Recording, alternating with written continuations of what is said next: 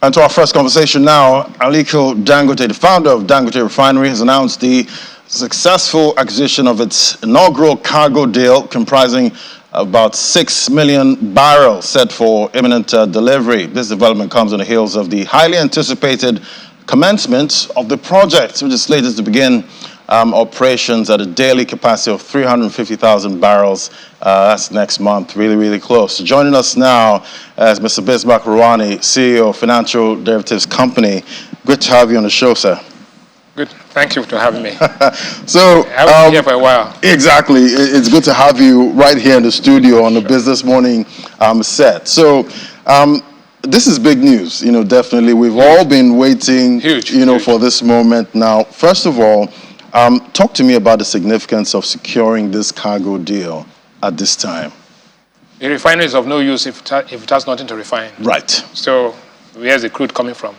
Nigeria produces about 1.4 million barrels a day now, maybe 1.2 million barrels a day. But what does it do? It has a crude exchange swap program. It sends out about 500,000 barrels to Rotterdam, people refining and bring it back, and it's full of so much of an opaque structure. So what this does, it brings transparency to the process, one. Two, it allows you to actually take your crude in Nigeria, refine it in Nigeria, use the refined products in Nigeria, and export something else to the whole of West Africa. To put some context into this, the whole of West Africa consumes about 56 million barrels, 56 million liters a day. Nigeria is said to consume about 60 million liters. So we're talking about 100 million liters a day. So the Dangote Refinery is able to produce for the whole of West Africa and a lot more. And yet we're using only 350,000 barrels a day. The capacity of this refinery is about 650,000 barrels a day. That's the first thing. Secondly, the impact is that the gross fixed investment is $19 billion, right? $19 billion, the gross fixed investment for the whole of Nigeria today is $95 billion.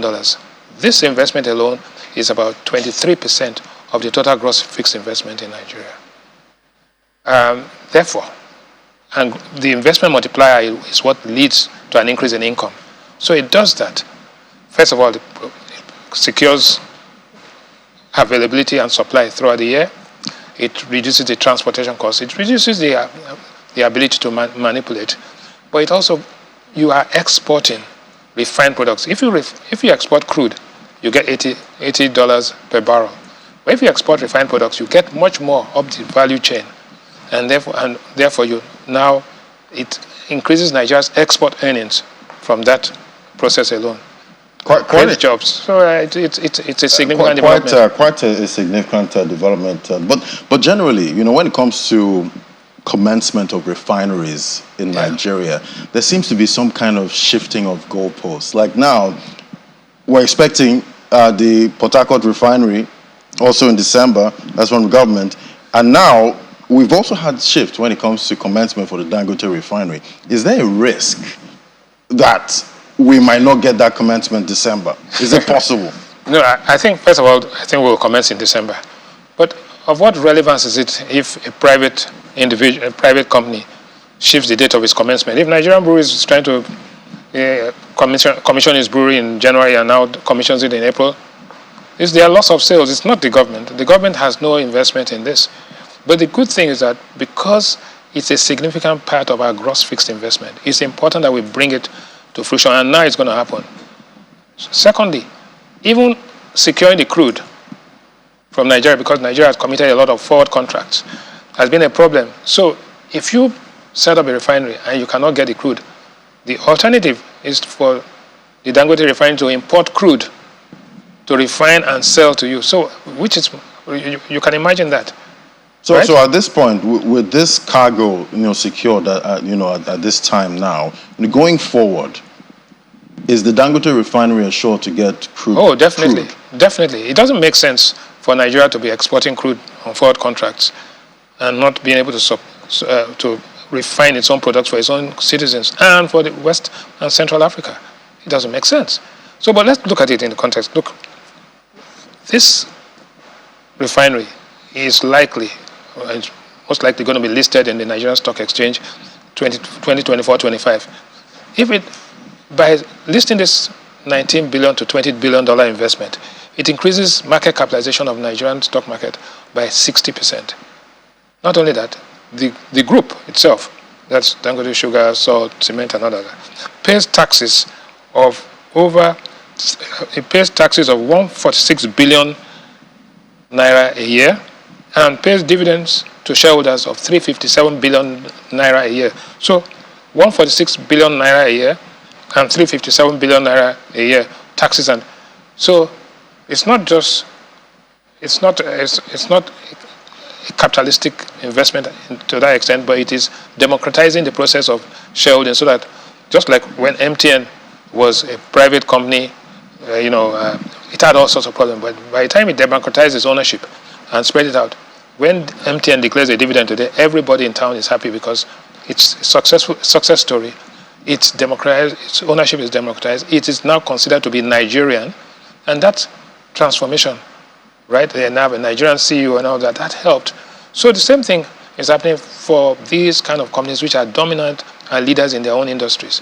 So the contention today is that by doing this, one, you get guaranteed supply, two, you get taxes paid, people get dividends, and it also ensures that there's no disruption to activity. On my way here today in Victoria Island, there were queues all over the place. Why? People are speculating that there might be a petrol shortage. No, that will be a thing of the past if this is allowed to happen. So what we should be doing is encouraging more. If we had about 5 conglomerates of this nature owned by different people, right, you'll find that the total investment in this country is going to be significant. And let's put it, today or yesterday, the budget was announced. The total spend in dollar terms of the Nigerian budget is $23 billion. This investment alone is $19 to $20 billion. And that's the whole of Nigeria. By the time you, so let us say the total state budgets are another 50. So we are talking about $100 billion. Yet, we are aspiring to make this economy a $1 trillion economy, growing by about 8%. Yet, we are spending, total federal government expenditure is only $23 billion. What on earth is going to make, what's going to multiply the $23 billion to make it into $1 trillion? So, all right, so here's the $1 million question, yes, at this time, because Mr. Rewane, I spend a lot at the pumps, yes, just to fill up my tank, and it can be quite, it punches a big hole in your pocket, in my pocket, and I'm sure Nigerians will be wondering at this time, what's going to happen with pricing of fuel with the commencement of this refinery? I think, does it push down the price? Availability of supply and price are two different things. It doesn't bring down the price. The price is a function of demand, supply, right? And the supply is a function of availability of products, right? What I see happening as we go along is that if the availability is there, it reduces distribution costs, it reduces logistics costs, and therefore, added to other things, combined with other factors, we see inflation moderating in the year 2024 into 25. You will hear the Minister of Finance, the Central Bank Governor actually made it very clear. Prime responsibility is to bring down inflation. So when inflation begins to decline, inflation is a thief of value, while money is a store of value. So once we bring inflation under control, then the thief of the value in your pocket, that guy putting a hole in your pocket, is being, reduced, and therefore, and if the hole in your pocket is getting smaller, then the leakages from your pocket are getting, and therefore you'll be probably a happier person in 2020, towards the end of 2024. Right now, this is a bad Christmas for you. Right, because we've heard, from the government, they said refineries doesn't translate, to lower prices. And I'm wondering, at the end of the day, we're taking out the cost of, transporting. With all due respect, the government is not an economist, right? Okay. The basic laws of economics is that demand, supply. If supply increases, what happens? The prices come down, right? So that's what it is. So we must differentiate between policy promises and policy decisions. So there are a lot of promises. Because at the end of the day, this is a private owned, and definitely they're in it for business, to make money. But it can't, if you overprice yourself, nobody will buy it, right? So businesses lose money. for mispricing. So and you see, if that happens, if the price becomes too high, people will smuggle petrol from West Africa into Nigeria. We've seen that happen in rice. We've seen this happen in all of these things. So we'll see. And talking about the Dangote Refinery listing on the NGX, yes. What does this do for the economy? Well, you see, let's put it this way.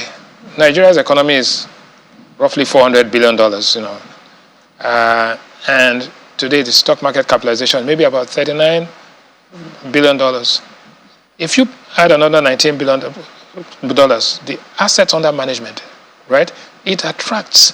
The bigger this your economy, the market capitalization, the more people come in there. The more index funds, the more portfolio managers begin to look at it. And that brings in money. So you have portfolio funds, you have foreign direct investment, right? And you have domestic investment. All of this put together gives you your market capitalization and total capital stock in the country. The capital stock in Nigeria is still abysmally low, right? You cannot have your stock market capitalization being only 20 or 30% of your GDP. In South Africa, it's about 159%, 195%.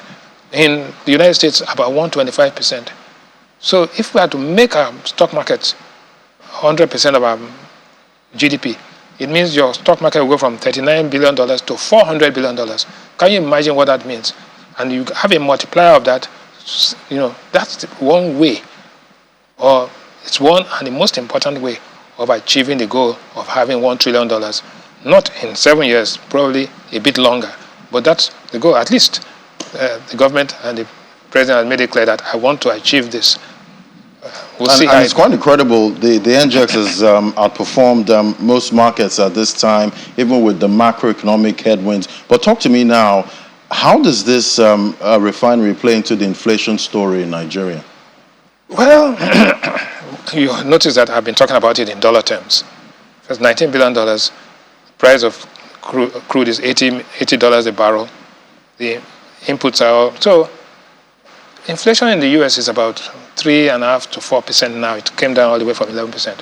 So I'm not concerned about that, because the alternative, we didn't have this refinery. We would have had to be somebody refining for us in Rotterdam, transporting in there. It's full of all sort of opaque contraptions, which pushes up the price.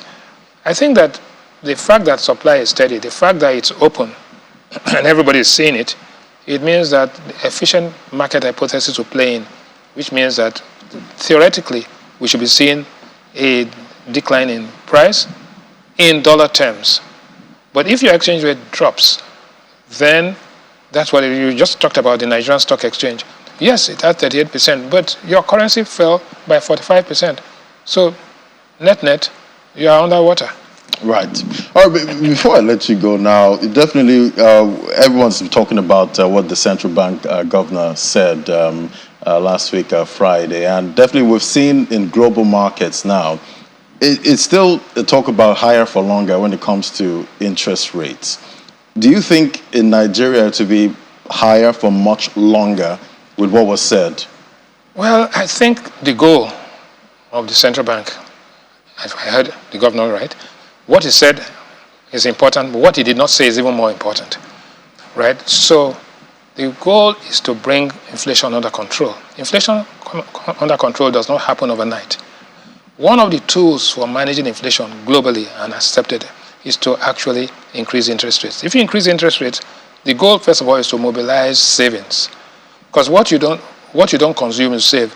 If you increase your savings, your consumption reduces. If consumption reduces, prices fall, right, over time, right? So I think that is the whole idea. But the contradiction was that at the end of the speech, he said we have to lend money to small and medium scale. That's okay, but there are channels for doing that. But that's not it. The primary goal is to increase the rate of national savings, to ensure that people mobilize these funds, right? And people use it, right, for investment. And the investment has a multiplier which increases output. If output increases and money supply is static, remember he said, I want to deal with the transmission mechanism, then inflation comes down. Inflation in Ghana went as high as 54%. It's now down to about 34%. They kept interest rates static yesterday. Inflation in South Africa is something like almost 6%. So why should ours be in 30s? Even if you use a synthetic basket, you find that your inflation is actually much higher than that. But the interesting thing is that since the exchange rate has kind of stabilized a little bit at about 1,200 naira to a dollar, you'll find that the rate of increase in inflation has actually slowed. So in other words, the rot and the decay is becoming less potent. And that way, not this Christmas, right?